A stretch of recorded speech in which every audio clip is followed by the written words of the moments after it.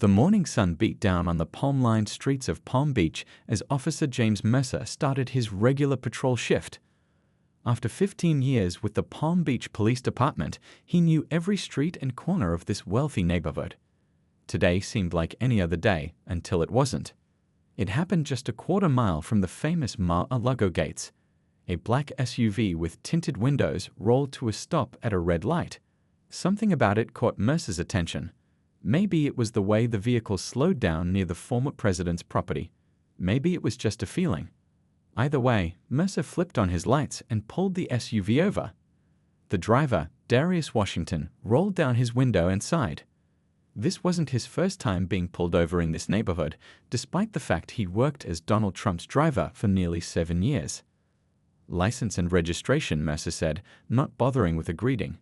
His sunglasses hid his eyes as he leaned down slightly to peer inside the vehicle. "Officer, I work for President Trump," Washington explained calmly, reaching slowly for his wallet. "I'm on my way to pick him up for an appointment." Mercer's expression didn't change. "License and registration," he repeated. Two women walking their dogs slowed their pace to watch the scene unfold. A gardener working on a nearby lawn paused, his hand still gripping the hedge trimmer. Washington handed over his documents. "Sir, I'm already running late. Mr. Trump is expecting me." "Step out of the vehicle, please," Mercer ordered, ignoring Washington's explanation. "Is there a problem, officer?" Washington asked, his voice still even but tension creeping in. "I need to search this vehicle," Mercer said, his hand now resting on his belt. "Step out now." Washington knew better than to argue. With deliberate movements, he unbuckled his seatbelt and stepped onto the hot asphalt. The curious dog walkers had stopped completely now, watching with concerned expressions. "I have clearance to enter Mar-a-Lago," Washington explained, pulling out his security badge. "You can call their security office to confirm." Mercer barely glanced at the badge. "Hands on the hood," he instructed, beginning to pat Washington down. "This is unnecessary," Washington said, his patience wearing thin as he complied. "I've been driving for Mr. Trump for 7 years." "Anyone can make fake credentials," Mercer replied, now circling the vehicle. "Open the trunk." As Washington followed the officer's instructions, a Mar-a-Lago security vehicle pulled up. A man in a suit stepped out, instantly recognizing Washington. "Darius, everything okay?" "The boss is asking where you are." Mercer straightened up. "You know this man?" "Of course," the security officer replied. "That's Darius Washington, President Trump's personal driver. He has full clearance." Despite this confirmation, Mercer continued his search, making Washington wait in the hot sun for another 15 minutes while he called in the license plate and inspected every corner of the SUV. By the time Washington was finally allowed to leave, he was 30 minutes late. His hands shook slightly as he turned the key in the ignition. This wasn't just embarrassment. This was his job on the line. What Washington didn't know was that Mar-a-Lago's entrance cameras had captured the entire incident. The footage would soon be viewed by Trump himself, who had grown impatient and demanded to know why his trusted driver was late. Later that afternoon, as Washington finally explained what happened, Trump's face grew redder by the second. Unlike his usual reaction to most news, he didn't immediately tweet or call the press. Instead, he picked up the phone and dialed a number only a few people had access to, the direct line to Palm Beach's chief of police. "We need to talk," Trump said when the chief answered. "Now." The chief of police had no idea that by sunrise tomorrow, his department would be at the center of a storm that nobody saw coming. And Officer Mercer couldn't possibly know that his 15-year career was about to end over what he considered a routine traffic stop. But what would happen next would surprise everyone involved. Chief Robert Wilson was enjoying a quiet afternoon in his office when his phone rang. Seeing the caller ID, he nearly spilled his coffee. It wasn't every day that a former president called him directly. "Mr. President, what can I do for you?" the chief asked, sitting up straighter even though no one could see him. Trump's voice came through loud and clear. "My driver was harassed by one of your officers today. I want to see you. In person, 1 hour." Before the chief could properly respond, Trump had hung up. Wilson loosened his collar and called his secretary. "Cancel my meetings for the rest of the day." Exactly 58 minutes later, Chief Wilson walked through the gold-trimmed doors of Mar-a-Lago. The security team, already expecting him, led him straight to Trump's private office. Trump was standing by the window, looking out at the ocean. He didn't turn around when Wilson entered. "Thank you for coming, Chief," Trump said, still facing the window. "You know why you're here." Wilson cleared his throat. "I understand there was an incident with one of your staff members and one of my officers." Trump finally turned around. His face was surprisingly calm, but his eyes told a different story. "I want to show you something." He picked up a remote and turned on a large screen mounted on the wall. Security footage began to play, showing the entire traffic stop from earlier that day. The camera angle captured everything: Officer Mercer's aggressive stance, Washington's respectful compliance, the unnecessary search, the gathering onlookers. The chief watched in growing discomfort. When the footage ended, the room fell silent. "That's Darius," Trump said. "Been with me for 7 years. Never late. Never a problem. One of my best people." "I understand your concern, Mr. President, but Officer Mercer was following standard." Trump cut him off. Was he? Is it standard to make someone put their hands on a hot carpet for 15 minutes after they've been identified by security? Is it standard to ignore credentials? Tell me, Chief, what exactly was standard about this? Wilson shifted his weight. "We have procedures for filing complaints. We'll conduct a thorough investigation." "No," Trump said, his voice rising. "No investigations, no committees, no reviews. I want him gone." "Mr. President, I can't just fire an officer without due process. There are unions, regulations." Trump walked to his desk and sat down. "Let me be clear. I've got the footage. I've got witnesses. I've got a driver who's worked for me longer than most of your officers have been on the force. What do you think happens if this gets out? What happens to tourism in Palm Beach when people see how your officers treat people?" The chief's face paled. Palm Beach relied heavily on its reputation as a safe, welcoming paradise for the wealthy. A racial profiling scandal would be devastating. "There must be another solution," Wilson tried one more time. Trump leaned forward. "You know what surprises me, Chief? I'm not known for being the most politically correct person, but even I can see what happened here. Your officer saw a black man in an expensive car near my property and decided something was wrong. That's not policing, that's profiling." Wilson had never expected to hear these words from Trump, of all people. The surprise must have shown on his face. "What? You think I don't know what's happening in my own backyard?" Trump asked. "Darius is family to us. My grandkids love him. My wife trusts him. And your officer treated him like a criminal." The chief looked down at his hands. "I'll take care of it." 48 hours, Trump said. "That's how long you have before I make this public. And trust me, Chief, you don't want me doing that." As Wilson left Mar-a-Lago, his phone was already ringing with calls from other officers who'd heard about the meeting. News traveled fast in Palm Beach. Too fast. What neither Trump nor the chief realized was that Officer Mercer had friends in high places too.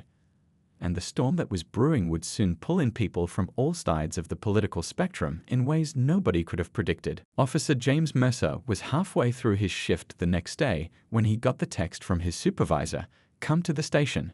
Chief wants to see you." Mercer frowned at his phone. In 15 years, he'd been called to the chief's office exactly twice, once for a commendation and once when his father died and they needed to reach him urgently. Something felt off. When he walked into the station, the usual chatter died down. Colleagues who normally greeted him with jokes or friendly nods suddenly found their computer screens fascinating. The walk to the chief's office felt longer than usual. "Come in," Chief Wilson called when Mercer knocked. Inside, Mercer found not just the chief, but also Deputy Chief Thompson and Lisa Rodriguez from Human Resources. Nobody smiled.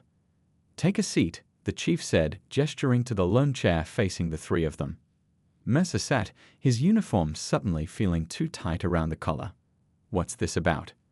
The chief slid a folder across the desk. "Yesterday at approximately 9:37 a.m., you pulled over a black SUV near Mar-a-Lago. Do you recall that traffic stop?" Mercer nodded. "Sure.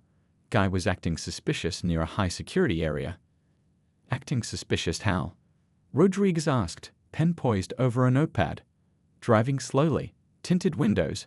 When questioned, claimed to work for former President Trump. The chief exchanged glances with the others. And did you verify his claim? Eventually security confirmed it, but that doesn't mean the initial stop wasn't justified, Mercer said, defensive now. The chief pressed a button on his computer, and a large monitor on the wall came to life, showing the security footage from Mar-a-Lago. Mercer watched himself on screen, saw his own body language, heard his own dismissive tone when Washington tried to explain who he was. When the video ended, the room was silent for a long moment. "Do you stand by your actions as shown in this footage?" Rodriguez asked quietly. Mercer sat up straighter. "I followed protocol for a suspicious vehicle in a high-security zone. Even after the subject was identified by Mar-a-Lago security," Deputy Chief Thompson asked. "I needed to be thorough," Mercer insisted, though his voice had lost some confidence. The chief sighed heavily. "James, I've known you since you were a rookie. You've been a good officer. But what I saw on that video wasn't good policing. It wasn't even decent human interaction. Sir, with all due respect—" "I'm not finished," the chief cut in. "Former President Trump himself called me into his office yesterday. He has the footage. He has witnesses. And he's demanding action." Mercer's face reddened. "So because some rich guy complains, I'm suddenly on trial? What happened to backing your officers?" "This isn't about backing officers. It's about accountability," Rodriguez said gently. "The department has policies against racial profiling." "This wasn't racial." "Stop," the chief said, holding up his hand. "Would you have handled that stop the same way if the driver had been white? If you're honest with yourself, what's the answer?" Mercer opened his mouth, then closed it. The silence was answer enough.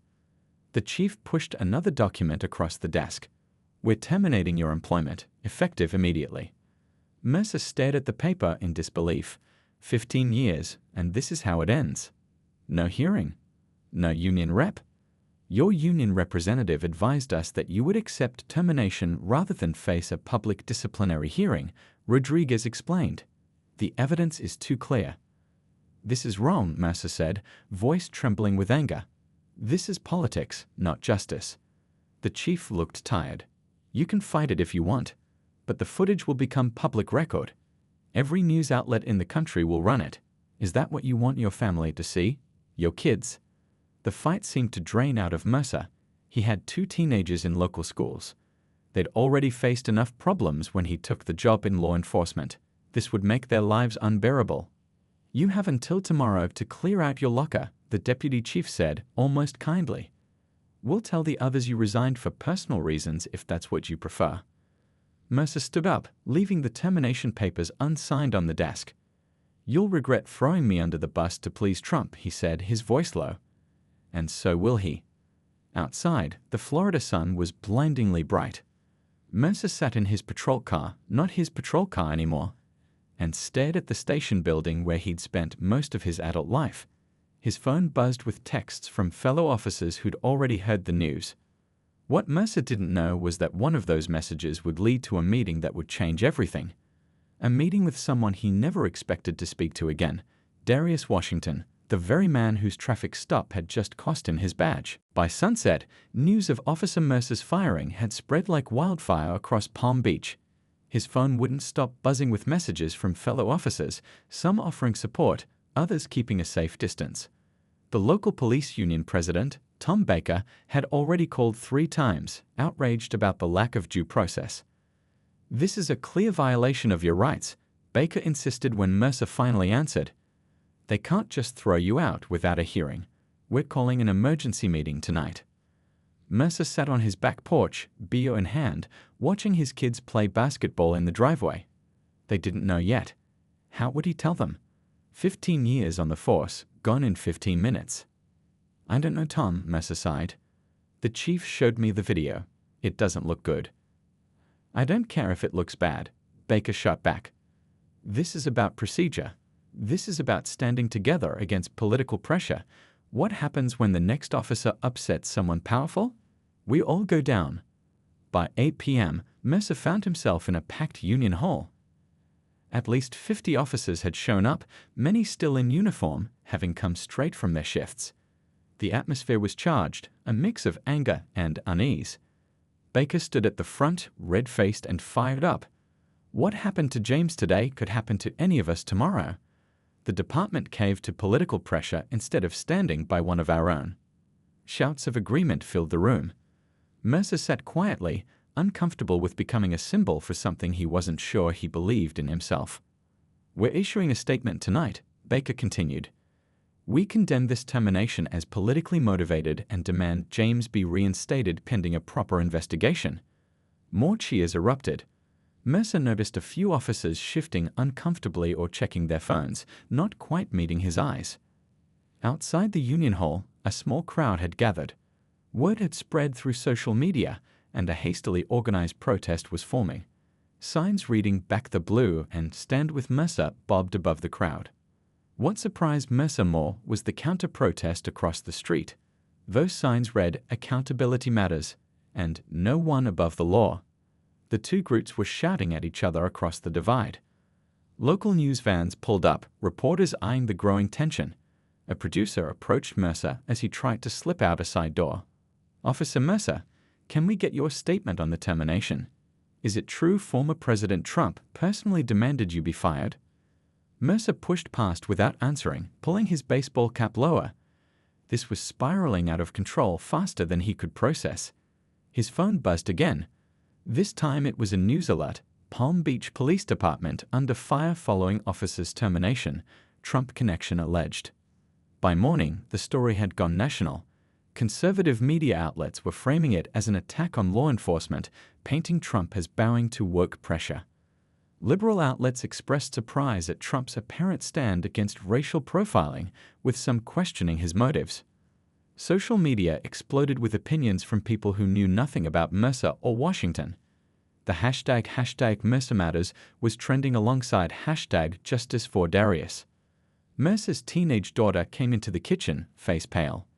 "Dad, kids at school are posting about you. They're saying horrible things." Before he could respond, his phone rang again. An unknown number. "Hello," he answered warily. "Officer Mercer, this is Darius Washington." Mercer nearly dropped the phone. "How did you get this number?" "That doesn't matter," Washington replied. "What matters is that we need to talk. This situation is getting out of hand." "Why would you want to talk to me?" Mercer asked, genuinely confused. "You got what you wanted. I lost my job." "I never asked for that," Washington said quietly. "I just wanted to be treated with respect. Look, can we meet somewhere private? Away from all these cameras and protesters." Mercer looked out his window where two news vans were now parked. His neighbors were peering through their blinds.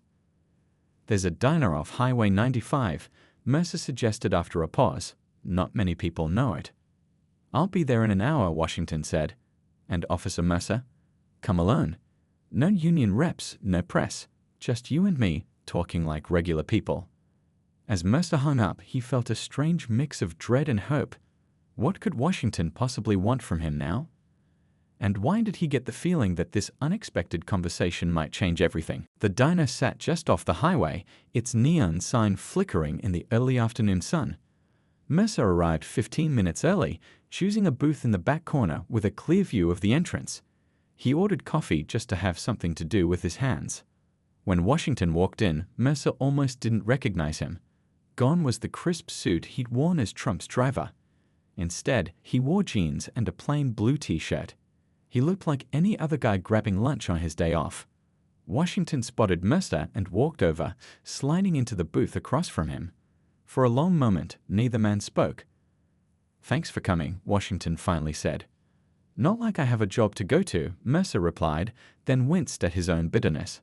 "Sorry, that was uncalled for." The waitress came by. Washington ordered coffee black. "So, why did you want to meet?" Mercer asked when she'd gone. Washington wrapped his hands around his coffee mug. "Have you seen the news? It's getting crazy out there. People taking sides, protesting. Nobody's even asked what I want." "And what do you want?" Mercer asked. "Not this," Washington gestured vaguely. "Not you losing your job without a proper hearing. Not becoming some political football." Mercer stared at him. "You're defending me." "After what happened?" Washington shook his head. I'm not defending what you did. That traffic stop was wrong, and we both know it. But firing you without due process isn't justice either. Why do you care about justice for me? Mercer asked, genuinely confused. Washington looked him straight in the eyes. Because if I don't care about fair treatment for everyone, even people who've treated me unfairly, then what am I fighting for? The waitress returned, refilling their cups. When she left, Washington continued. Look, I've experienced this kind of thing my whole life. Been pulled over for no reason more times than I can count. But I never wanted anyone fired. I just wanted to be treated like a human being. Mercer nodded slowly. So what are you proposing? I'm thinking of speaking publicly, saying that while your actions were wrong, I don't support how you were terminated without proper process. Mercer nearly choked on his coffee. You'd do that? Why? Because this isn't about you or me anymore. It's becoming something bigger, and it's not helping anyone. As they talked, Mercer felt something shifting inside him. He'd spent the last 2 days feeling like a victim, angry at Trump, angry at the chief, angry at Washington. But sitting across from this man who had every reason to hate him yet was offering an olive branch instead, he felt shame washing over him. I need to ask you something, Mercer said quietly, and I need you to be honest. Washington nodded. If you'd been white, would I have treated you differently that day? The diner seemed suddenly quiet, though other customers continued their conversations around them. You know the answer to that, Washington said gently. But the real question is, do you understand why that matters? Mercer looked down at his coffee. I've never thought of myself as racist. I've always said I treat everyone the same. Most people say that, Washington replied. But our actions tell the real story. Outside the diner window, a car with a local news logo pulled into the parking lot. Looks like someone found us, Washington said, nodding toward the window. How do you want to handle this? Mercer asked. Washington thought for a moment. Let's talk to them together. Show them this isn't as simple as the headlines make it seem. As they stood to leave, Mercer held out his hand. I'm sorry for how I treated you that day. Washington hesitated, then shook it. I appreciate that. But an apology is just the beginning. The reporter was setting up a camera when they walked out together. Her eyes whitened, seeing them side by side. Mr. Washington, Officer Mercer, what's going on here? She asked, clearly surprised. Washington stepped forward. We're trying to find a better solution than what's happening right now. One that addresses the real problem without creating new ones. And what solution is that? The reporter asked, microphone extended. We're still working on it, Mercer admitted. But it starts with listening to each other. By evening, the footage of Mercer and Washington leaving the diner together was playing on every local channel. The story had taken an unexpected turn that nobody saw coming. When Washington's phone rang that night, it was Trump himself. Darius, Trump's voice boomed through the speaker. What the hell are you doing meeting with that officer? After what he did to you? Washington took a deep breath. Sir, with all respect, I think there's a better way to handle this. One that might actually change things. There was silence on the other end. Then Trump asked, I'm listening. What's your idea? And with that, the unlikely alliance that would shock Palm Beach was about to take its next step forward. The next morning, Chief Wilson stared at his office television in disbelief. On screen, Washington and Mercer stood side by side at a hastily arranged press conference outside the diner where they'd met the day before. A crowd of reporters jostled for position, shouting questions. This isn't what anyone expected, Washington was saying, his voice calm but firm. Officer Mercer's actions during that traffic stop were wrong. I'm not disputing that. But firing him without proper process doesn't solve the real problem. Next to him, Mercer looked uncomfortable but determined. I made a mistake, he admitted.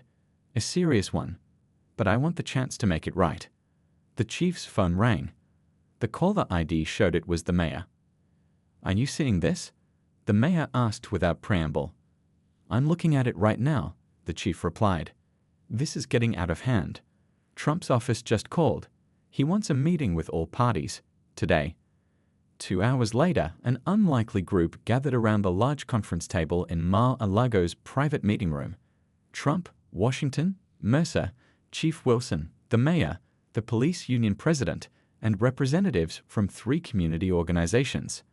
Trump sat at the head of the table, looking somewhat amused by the tension in the room. "So," he began, "my driver and the cop who harassed him are now friends. Someone explained this to me." Washington cleared his throat. "Not friends, sir. But we've found some common ground. And I have a proposal that might turn this situation into something positive." All eyes turned to him. "Instead of Officer Mercer losing his job, I'm proposing something different," Washington continued. "A community-based solution." He laid out his plan. Rather than termination, Mercer would be suspended without pay for 30 days. During that time, he would undergo extensive bias training. Upon return, he would be assigned to community outreach in predominantly black neighborhoods, working directly with residents to build better relationships between police and the community. "And I'll be part of it," Washington added. "I'll work with Officer Mercer on these programs, because if we don't start talking to each other, nothing ever changes."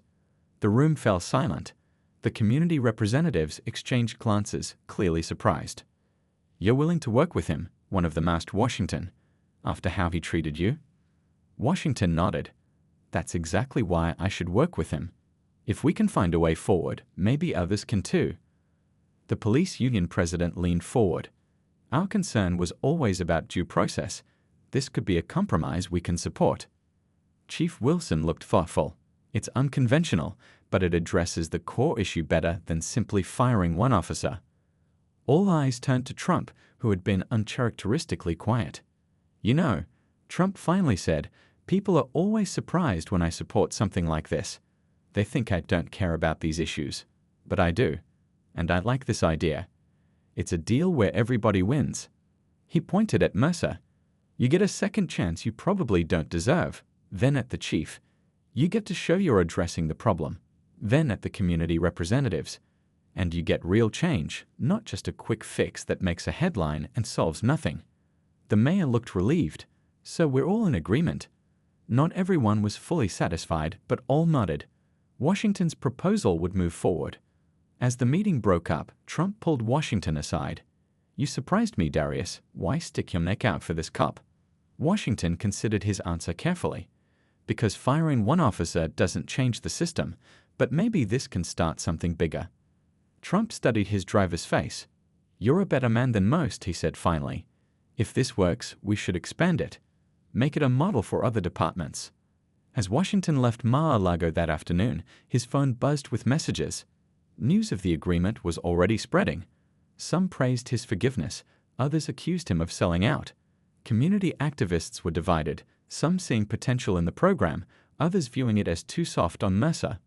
What none of them knew was that this was just the beginning. The real work would start tomorrow, when Mercer would walk into a community center in a predominantly black neighborhood, not as an officer with power, but as someone there to listen and learn. As Washington drove home, he wondered if he'd made the right choice. Could one traffic stop really lead to meaningful change, or was he being naive? Only time would tell. But for the first time in this whole messy situation, he felt something he hadn't expected: hope. 6 months had passed since that fateful traffic stop outside Mar-a-Lago. The summer heat had given way to a mild Florida winter, and the community center in Palm Beach's historically black neighborhood was buzzing with activity. Inside, Officer James Mercer stood before a group of teenagers, no longer in his police uniform but in casual clothes. His badge was pinned to his belt, visible but not prominent. "When I pulled over Mr. Washington that day," Mercer was saying, "I didn't see a person. I saw a threat that wasn't there. I made assumptions based on nothing but his skin color and the car he was driving." The teens watched him with varying expressions, some skeptical, others curious, a few nodding in recognition of an experience too familiar to them. "That's why this program matters," Mercer continued, "because I'm not the only officer who's done this, and Mr. Washington isn't the only person who's been treated unfairly." At the back of the room, Darius Washington leaned against the wall, arms crossed, watching carefully. In these past months, he'd seen Mercer change from a defensive, angry man to someone genuinely working to understand his own biases. It hadn't been easy for either of them. The police community partnership program they'd created together had grown beyond anyone's expectations. What started as one officer's redemption journey had expanded to include 12 other officers, regular community dialogues, ride-along programs where residents could experience a day on patrol, and police training sessions led by community members. The data was already showing results. Complaints against officers were down by 28% in the neighborhoods where the program operated. Traffic stops resulting in searches had decreased, while actual contraband findings increased, suggesting more effective, less biased policing. After the session ended, Washington approached Mercer as the teens filed out. "You're getting better at this," Washington said. "First time I heard you talk, you could barely admit you did anything wrong." Mercer nodded. "Still not easy, but it's easier than pretending I was right when I know I wasn't." Outside, a familiar black limousine pulled up to the curb. The two men exchanged glances. "Were you expecting him?" Mercer asked. Washington shook his head. "No, this is a surprise." Former President Trump emerged from the vehicle, immediately drawing attention from passers-by who pulled out phones to take pictures. His security detail kept a respectful distance as he approached the community center. "Darius, Officer Mercer," Trump called out, waving as if they were old friends. "How's my favorite unlikely duo?" Washington smiled politely. "Mr. President, we weren't expecting you today." "Best visits are surprise visits," Trump replied. "Shows me the real deal, not some show put on for my benefit." He looked around at the community center. "So this is where the magic happens, huh?" Mercer nodded. "We just finished a session with local high school students." Good, Trump said, then lowered his voice. "Listen, I've got news. The mayor called me this morning. The city council voted unanimously to expand your program to all Palm Beach County precincts. Full funding for 2 years." Washington's eyes widened. "Seriously? We've been pushing for that for months." Trump grinned. "Well, when I made a few calls suggesting it was a good idea, suddenly everyone thought it was a good idea too." He winked. "Funny how that works." Inside the community center, they settled into folding chairs in a small office. Trump listened intently as Washington and Mercer shared their experiences from the past 6 months, the challenges, the breakthroughs, the ongoing struggles. "You know," Trump said when they finished, "people said I was crazy to support this. My own staff thought I should just let Mercer get fired and move on. Not your problem," they said. He leaned forward in his chair. "But I've always been good at seeing opportunities where others see problems. And this, what you two have built here, this is something special." A staff member knocked on the door, reminding Trump of his next appointment. As he stood to leave, he placed a hand on Washington's shoulder. "You coming back to drive for me anytime soon?" "The new guy just isn't the same." Washington smiled. "Maybe someday, sir, but right now I think I'm where I need to be." Trump nodded in understanding. Sometimes the most important journeys take us places we never expected to go. As they watched the limousine pull away, Mercer turned to Washington. "Did Trump just wax philosophical?" Washington laughed. "Even he surprises me sometimes." Later that evening, as local news stations broadcast footage of Trump's visit to the community center, phones began ringing across the country. Police chiefs from departments, large and small, wanted to know more about this program that had turned a potential racial scandal into a model for community policing. What had begun with a traffic stop, an angry confrontation, and a firing had transformed into something neither man could have imagined. Not a perfect solution, but a beginning, proof that sometimes the most unexpected partnerships create the most powerful change. As Washington drove home that night, he thought about how easily things could have gone differently. If he'd stayed angry, if Mercer had remained defensive, if Trump had simply moved on after the firing. Instead, they'd found a path forward that nobody saw coming. Sometimes, the most unbelievable stories turn out to be true.